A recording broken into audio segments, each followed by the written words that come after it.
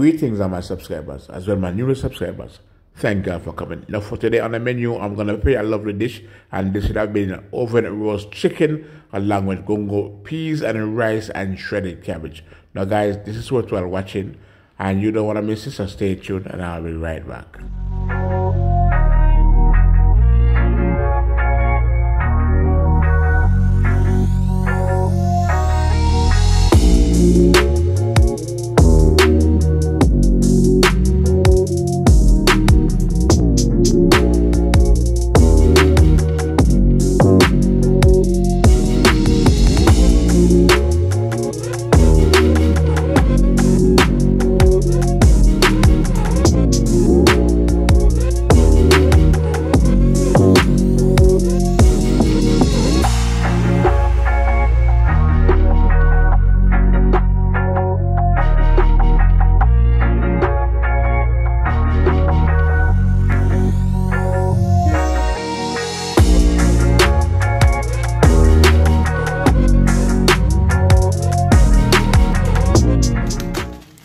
Thanks for tuning in. So here I have one chicken that weighs 4.5 pounds. You know, I did place it in the sink with water to melt, but it was taking too long. So what I had to do was to take it out of the bag, and then I'm gonna cut it open, right? But I'm gonna use a knife to mark the center, and after marking the center, I'm gonna make a cut. Then I'm gonna get my stick, which is a piece of not a stick, a piece of wood. I'm gonna use it now to hit the knife. Cut the chicken open because the chicken is slightly frozen already. And so I'm gonna beat this until the chicken is cut in two, like so. As you can see, I'm using my hands now to force open it, but it still needs to be open some more with the knife. So I'm gonna go ahead and cut through. As you can see, I'm just using the knife to cut through the chicken, right? And then I'm gonna get the stick again, and then I'm gonna beat the front part of here because it's still kind of hard. You know what I mean? That's just how it is. Now guys, why it's so challenging is because I did ask my daughter to take the chicken from the freezer and place it in the sink with some water to allow it to melt. So you know, by the time I leave from work to get home, the chicken will melt it. But then when I called to find out what's going on, she told me that she totally forget about the chicken. So, you know, she put the chicken late within the sink. You know, so by the time I get home from work, guys, the chicken was still kind of hardish in a sense. You know, even though it was underwater, it was kind of hard in a sense, but then, you know, I just had to do what I had to do, you know what I mean? That's just how it is. Now guys, when cut open a chicken and to clean it up, there's nothing to it, you know what I mean? All I gotta do is just get a small knife. After you cut open the chicken, get a small knife and just take your time and work the meat, like clean out these areas. As you can see, I'm doing it. You know what I mean? Yeah man, these areas have to be cleaned out, and then make sure you cut off that end there, that the end has to go. You know what I mean? And clean out the extra fat. You know, those extra fat that is on the chicken, especially to the breast part of the chicken. There's some extra fat that's always there. Now, as you can see, you have some ice still in the chicken, guys. Just look at that. You can still see the ice, but then, you know, as I said before, you know, I'm just doing what I have to do because, you know, the chicken was put in the sink too late to get melted. Now I'm almost finished cleaning the chicken, right? So what I have left to do is to remove the fat from beneath the skin right here, right? There's too much fat right here and it has to go, right? So you have to make sure that you clean out from beneath here, you know what I mean? Now some folks probably skin their chicken, you know what I mean? But I don't want to de-skin my chicken. I like when my skin is on my chicken. So what I'm gonna do is just remove the extra fat from beneath the skin right here. As you can see right here, look at that. There is a lot of fat that is on here. So I'm gonna cut this area off now, like so. And you can see now. So inside here is almost finished clean. So I'm just doing a thorough inspection of it, just to ensure that there's no feathers or anything that is on the chicken that is not needed on it. So I'm just doing a thorough check. Now, as you can see, because the chicken was still kind of frozen, I'm just using my hand to, you know, separate the thigh and the leg from the side. So I'm gonna cut off this ear right here. That's a piece of extra fat that needs to go. So I'm gonna cut that ear off, like so. Yeah man, you know, all those unnecessary ears have to be cut off, you know what I mean? That's just how it is. And I know try to clean off that piece of yellow piece of thing there on the chicken leg. You know what I mean? That area is kind of hard to get off, but then I'm trying to get it off. You know what I mean?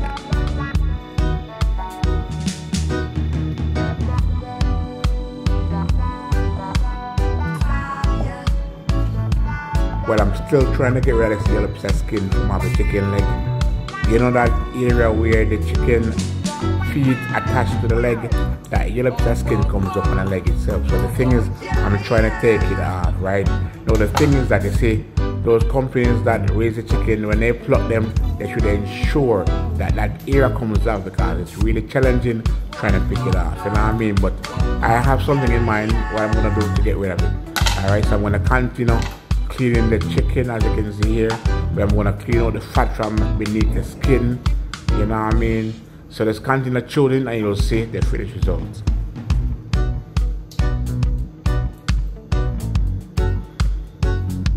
You see a lot of fat that is coming from that area there. That's a lot of fat, you know, guys, and those fat has to go. You know what I mean? It cannot remain there.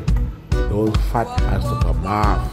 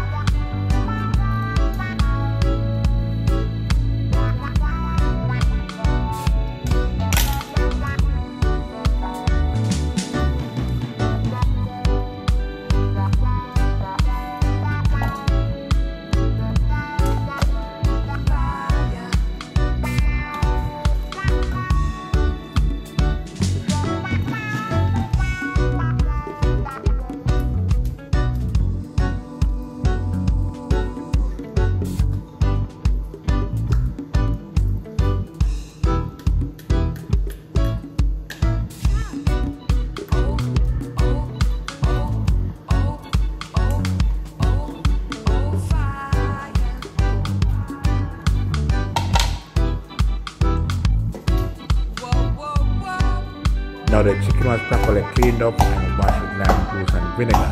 Now lime juice and vinegar makes a perfect combination when you're washing any farm of meat, you know what I mean? So as you can see here now, I'm just using the knife to poke some holes within the chicken, right? And the reason for this is to ensure that the season goes right to the bone, you know what I mean? So you know the season will go within the oils into the chicken, you know what I mean? Not just from the inside part, but from the outside part too, because I need my chicken to properly coat it and properly season to the bone. You get me?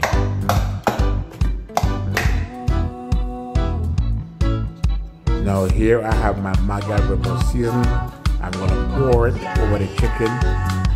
Yeah, cause this is the only kind of seasoning I like to use, Maggi pepper season along with some dash season. Alright, so I'm just ensuring I put as much Maggi pepper season on the chicken, cause this season doesn't carry like a salt, believe you me, and I'm telling you that when that friend of mine recommended me to use this season, it was one of the best decisions I've ever made, trust me, for real. You know, so there it is. I'm just gonna add some jerk season. Now this is my blended jerk season, right guys? I'm gonna add a couple spoons of blended jerk season on the chicken. All right.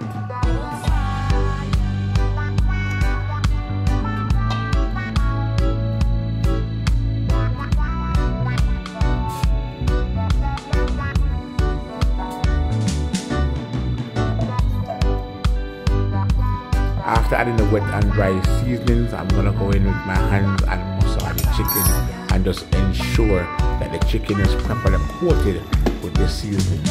Alright, so continue to tune in, guys, and you'll see on how I get this done, because my chicken has to be properly coated, you know what I mean? I need it to be seasoned to the bone. Alright.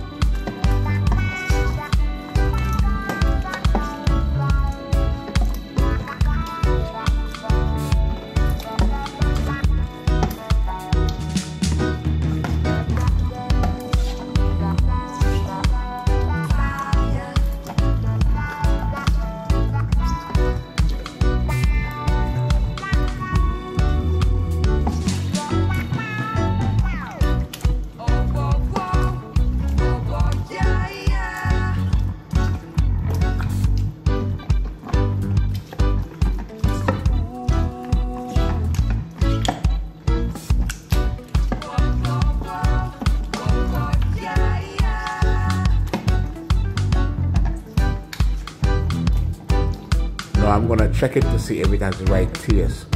And as it tastes, it seems like it needs a little more Maggi pepper season.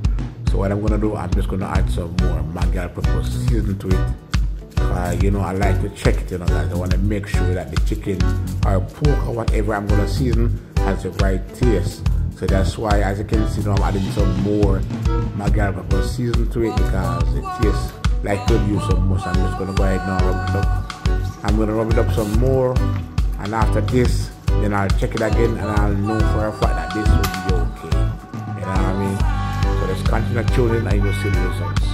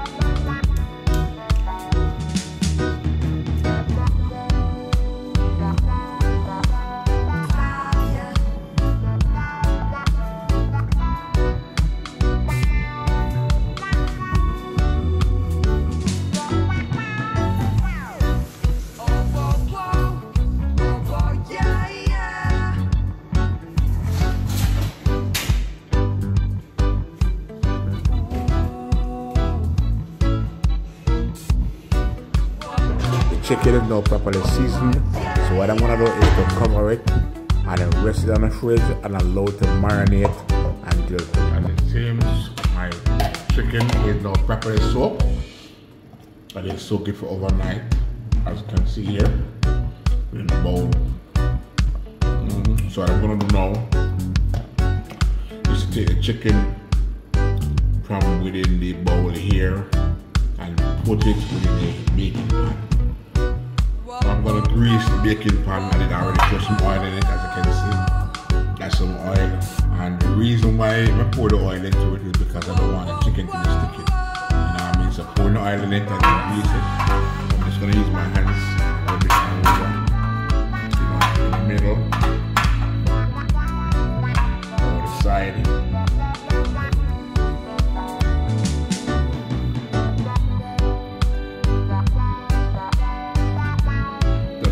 It's properly greased.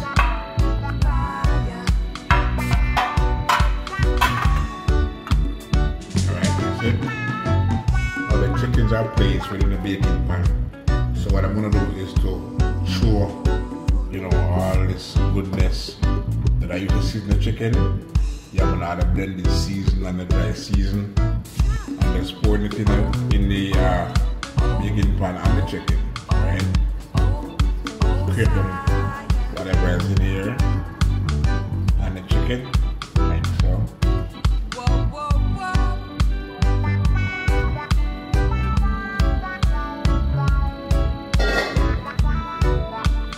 Now I'm gonna tuck it in the oven.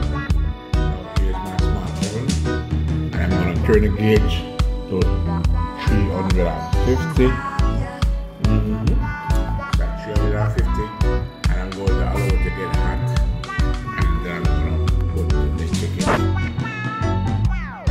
Now the oven has reached its heating point. I'm going to slide it down. Then I'm going to slide the bad boys in. And I'm going to put down the lower tray, right? Because I want to take it one time and roast. So it's the lowest tray is down here. Right now the flame is up here. The higher flame is up here. And the lower flame is down here. Now the thing is, I don't want to put it in the middle, right? Not too close up, so what I do, I just put it down here. Since the lower flame is down here, it won't be that effective on the bottom. So I put it here, right? And I'll allow it to take its own time and roast, you know what I mean? I mean, probably roasted for at least an hour and a half at 350, right? Yeah. I've been 1 hour and I was in the chicken in the oven, so I'm gonna wine it again. Gonna wine it.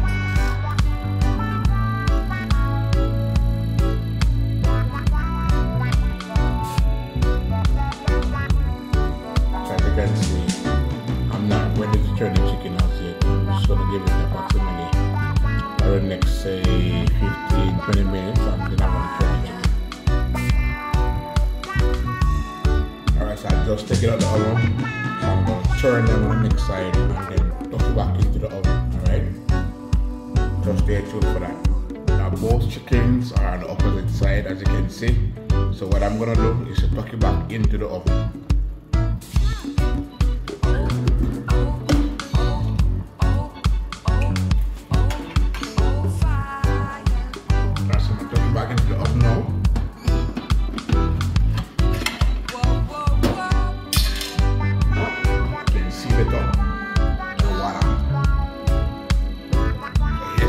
Coconut. I already break it open, drink the water, box it out, and I cut them up as you can see here in the bowl. They are already cut up, so what I'm going to do next is to blend them. Alright, so stay tuned for that. I'm going to go ahead and pour the coconut now in the blender.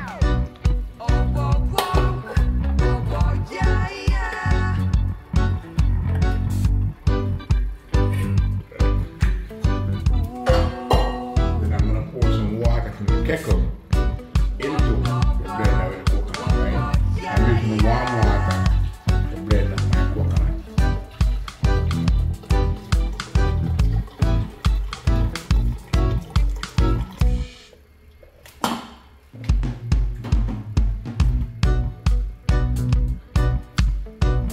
Then I'm going to put the lid on. Then I'm going to begin the process.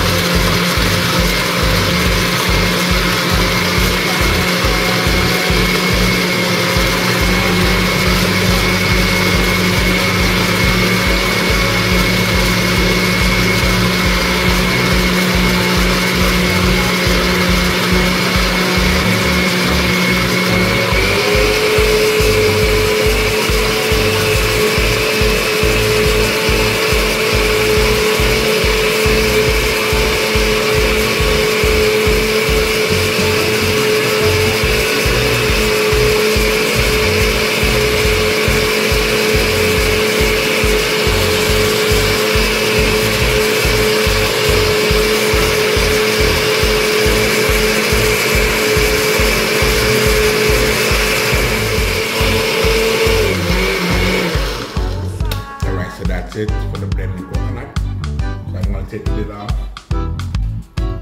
Then I'm going to take the top off the blender. Alright. Then here I have my bowl with the strainer. So I'm going to extract the coconut milk. Alright. Let me just get the blender from the way I'm putting it out. So remove it. Then I'm going to extract it.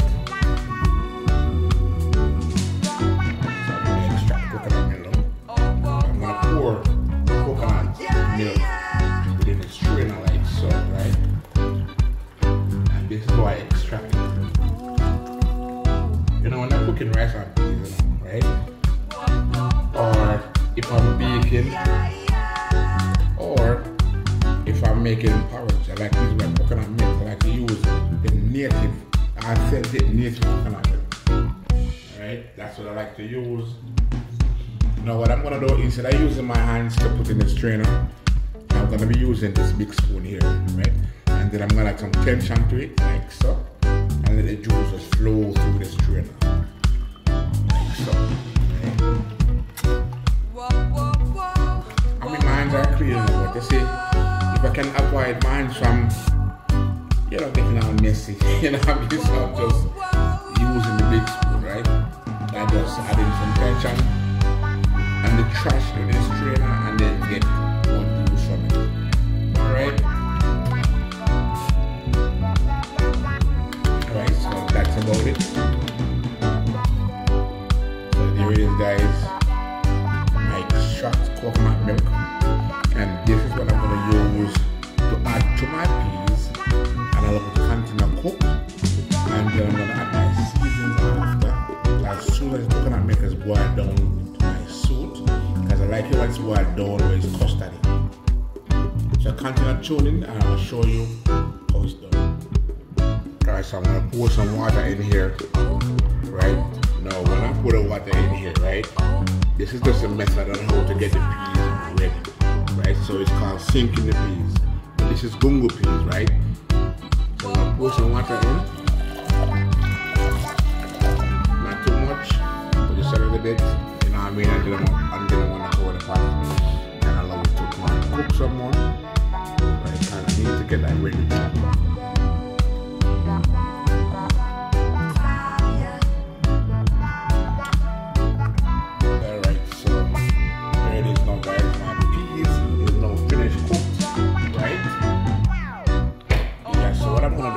If you notice there's some debris on the side there, right? What I'm going to do, I'm just going to hold the pot like so and shake it around and just wash around the rim of the pot within the middle of it, alright? Then I'm going to go ahead and pour my coconut milk, which is right here within the pot, and allow it to boil, right? So I'm going to allow it to boil for approximately 15 to 17 minutes, right? Because coconut milk has to boil properly. Furthermore, I like when it's custardy, so I'm going to allow it to boil for at least 15 to 20 minutes, alright? As you can see now, the coconut milk is poured within the pot. Now I'm going to cover it and allow it to come to a boil. As I stated before, I'm going to allow it to cook for approximately, cook or boil whichever, for the next 15 to 20 minutes, alright? Because I need my coconut milk to boil down and custard, right? Because I like that about custard, you know what I mean? The real, that's how coconut milk should boil. That's how you know the coconut milk should boil properly. You know what I mean? I don't mean extremely boil down to this custard anymore, but it has to boil for at least 15 to 20 minutes. Within that same process, it's going to look a bit custard, right? That's what I'm talking about. So continue to tune in and you'll see that. Now the coconut milk has now reached the boiling point. Right, so I'm going to go ahead and add my seasonings to it. So this is my Szechuan pepper, scallion, and thyme.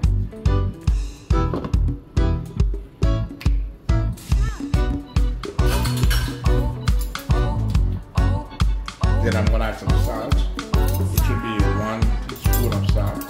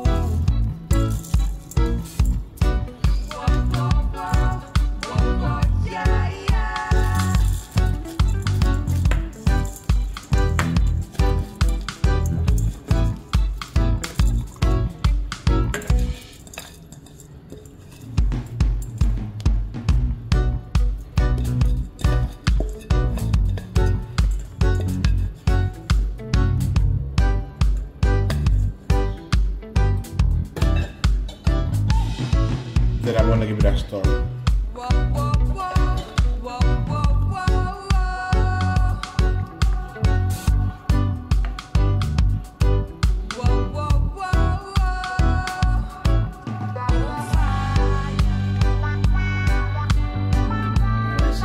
Stirring the pot is because I don't want the rice to be sticking nor it gets lumpy within the pot, right? So you have to go ahead and stir. Even though the water is not come to a boil, I want to ensure, well, the coconut milk I'm actually talking about. It's not come to a boil, so I'm just gonna have to use the spoon to stir just to avoid it from getting lumpy. Right? Now when it comes to a boil, I'm gonna go back and stir again. Right? But for now, I'm gonna allow it to come to a boil.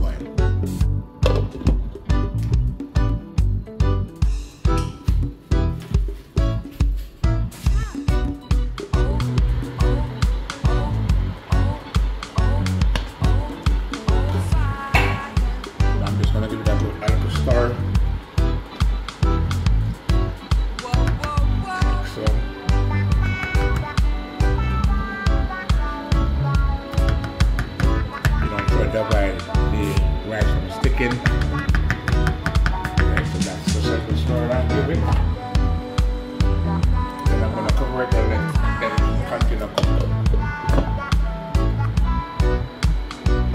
So while the rice is cooking, I'm making some sauce here. So the sauce I'm making here is actually for the chicken. Alright. So what I do is I make the same water that comes up, that springs from the chicken. I poured some within the saucepan here, then I add my ingredients, right? And this is my sauce. Now I'm gonna allow it to get a little thick than it is, right? Because I need it to have some body.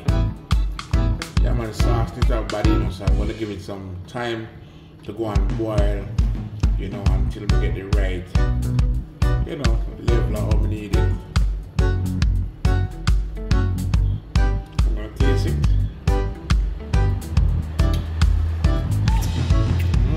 It's good. Yeah, but I needed to boil down some more. And that's spicy too. So I'm gonna allow it to boil down some more until it's thickened. Right, but not too thickened, but thickened in a sense where it's to my soup, alright?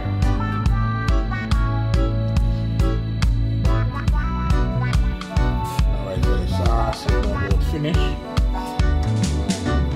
It's boiled until I need it. There it is, guys. This is the sauce for my chicken.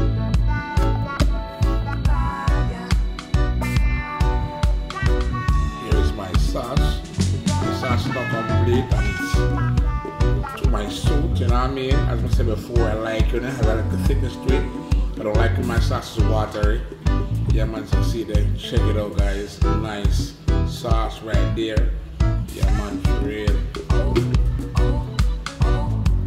So I'm going to check my chicken now. I'm going to pop it open. Pull the tray out. This is the side. Scoop that open.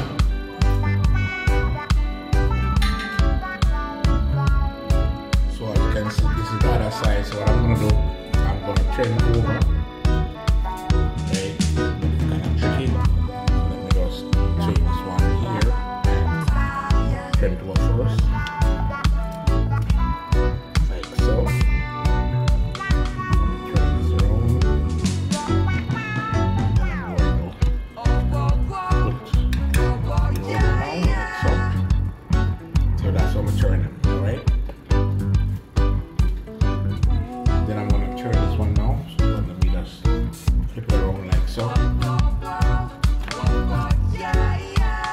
Turn it. Now it's extreme hot enough, so you have to be careful on how it is. As you can see now, they're now turn on the other side.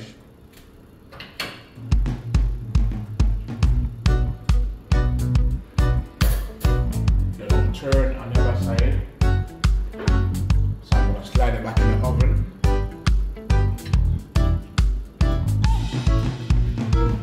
I'm going to slide it back in the oven. So it was open.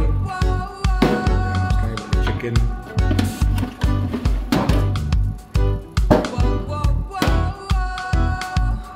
Back it up. The chicken is almost finished roast. So I'm going to give it approximately 10 more minutes and then I'll just turn it off.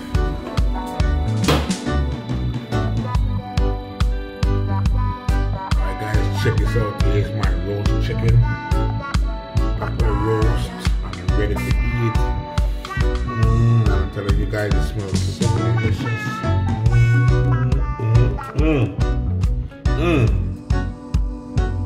Check this out. some piece now complete, so I turn the flame off.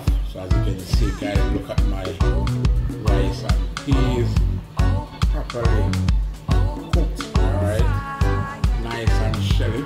You can see the custard with coconut milk on the top right there, and as I said before, that's so I like when the coconut milk is boiled, you know, you see that custard.